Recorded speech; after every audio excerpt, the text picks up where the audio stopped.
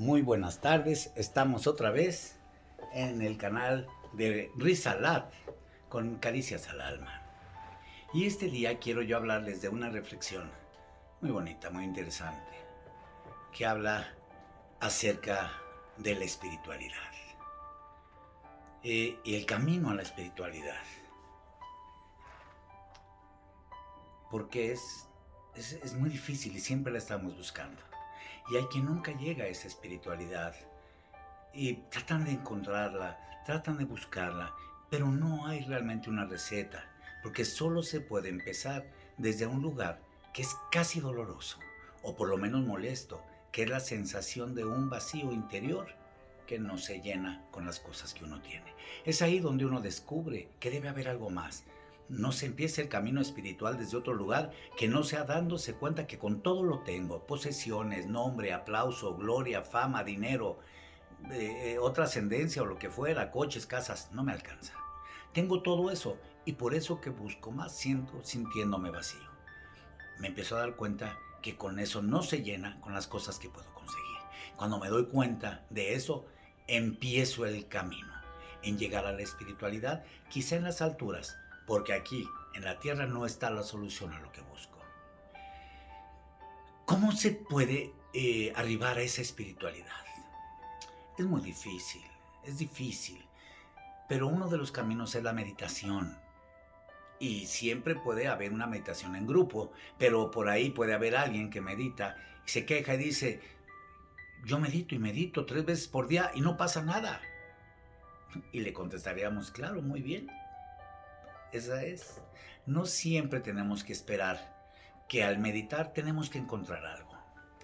Es imposible pensar que la espiritualidad te va a dar algo, no. La espiritualidad hace que tú te encuentres con algunas cosas que tú no sabes que buscas, pero no que encuentres cosas que sales a buscar, porque mientras menos busques, más los vas a encontrar. La espiritualidad es un camino que a partir de que ese camino que tú buscas no sea accidentado, sino sea voluntario y elegido. No se trata de no disfrutar de lo que tienes, se trata de no necesitarlo, que es muy diferente. ¿Mm? Eso es muy importante, por eso se habla de que el más rico no es el que más tiene, más rico es el que menos necesita. Pero eso te puede llegar solamente cuando estás lleno de una espiritualidad personal.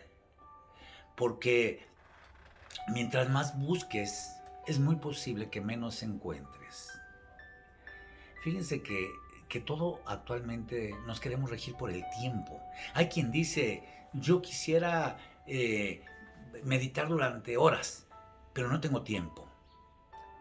Entonces, eso del tiempo es muy relativo, porque actualmente se habla de que en realidad el pasado y el futuro son ficciones, en el presente no existen, son tan ficciones que a veces ni siquiera se corresponden con la realidad. Dos hermanos recuerdan su historia infantil y a pesar de ser sinceros, la historia que cuentan son diferentes, la han vivido desde diferentes lugares. No hay nada de malo en el pasado, solo que ya no está. No hay nada de malo en el futuro, solo que eso por ahora es imaginario. El tema es qué hacemos con este presente. Y lo que hacemos muchas veces es el tiempo. El elogio a la lentitud es un poema que hay que buscarlo, porque es hermoso, porque habla de que lo primero que hace usted al levantarse la mañana no es ni abrir la ventana, ni ponerse la chancla, ni ir al baño. Lo primero que usted hace es mirar al reloj. Y uno da de pensar, ¿me espiaron? No, es que todos hacemos eso, esa es nuestra dependencia. El reloj, el reloj que miramos es un invento humano. La medida del tiempo que tenemos es un invento nuestro. Qué rara es esta historia de que terminamos siendo esclavos de aquello que inventamos. Qué perturbadora la imagen de terminar obedeciendo y pendientes de algo que en realidad marca un tiempo que es convencional y que tiene que ver con nosotros y que cada vez es más tirano. Retrocedamos en el tiempo, con lo que sabemos en la historia, con lo que nosotros recordamos de la historia de la humanidad. Antes el tiempo se medía por estaciones. Sí, Era época de cosecha, era época de siembra, era época de lluvias, era época de calor, era época de heladas, de estaciones en estaciones, de a meses se medía. Pero luego apareció la necesidad de dividirlo más. Entonces empezó a dividir por semanas o meses. Esta semana era por soles o por lunas, y entonces ya había cuarto menguante, cuarto creciente, es decir, esta es la medida. Y luego empezó el reloj de sol. El reloj de sol ya empezó a medir de días y también de horas. Y luego, y luego de a medias horas. Y luego ya vino el reloj y ya empezó a mover de minutos. Y luego de a segundos. Y entonces es cuando nos volvimos esclavos de los minutos. Y lo que parece un paradigma, nos volvimos esclavos de los segundos. Es increíble, porque las manecillas del reloj empiezan a moverse y entonces nos llena el nerviosismo de que ya no tenemos tiempo. Vivimos una época de que mide el tiempo de a segundos. Esto es un show nefasto. Que nosotros tengamos que depender de nuestro reloj, no debemos hacerlo, porque cambiamos mucho el poder tener esa espiritualidad que incluye la felicidad, tanto nuestra como de los que nos rodean, por el tiempo. No, yo los convido, yo los invito a que por un día dejen el reloj. No lo midan por sus tiempos. Un día de descanso.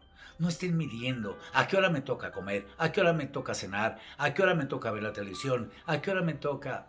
No, no te debe tocar. Hay quien dice que la medida del tiempo antes era un movimiento y ahora ya es un cálculo matemático. Porque con el reloj digital solo puedes saber cuánto tiempo pasó y es una operación abstracta. Entonces, nuestro concepto lo manejamos muy raro. Pero hay que reflexionar. Hay que reflexionar y recordar el cuento que ya en otra reflexión les dije acerca de que había un pueblo donde había unas lápidas en un campo hermoso, donde está lleno de flores, donde está lleno de frutos, lleno de árboles. Pero en esa pequeña montecito había lleno de lápidas como si fuera un cementerio. ¿Recuerdan? Que en cada lápida había una inscripción que decía: aquí yace fulano de tal y vivió 10 años, 2 meses y 3 días. Y al lado decía: aquí fulanita de tal vivió 8 años, 5 meses, 3 días. Y cada lápida tenía su inscripción, pero lo que le llamó la atención es que nadie había vivido más de 12 años. Él se consternó mucho y se sentó en el suelo a llorar, pero se acercó el encargado en ese momento y le dijo: ¿qué le pasa? Y dijo: es que estoy pensando por qué hay tantos muertos, tantos niños muertos en este pueblo. Y él dijo: no se preocupe. En este pueblo tenemos una costumbre que cada vez que alguien cumple 15 años, le regala a sus padres una libreta como esta que traigo yo. Y cada vez que uno disfruta intensamente, es nuestra costumbre abrir la libreta y anotar. A la derecha, ¿cuál fue el gran placer? El primer beso, el encuentro con la persona amada, el nacimiento del primer hijo, el regreso de un hermano que vivía lejos. Y del lado izquierdo, ¿cuánto tiempo fue lo que duró ese disfrute? Un día, 2 días, unas horas.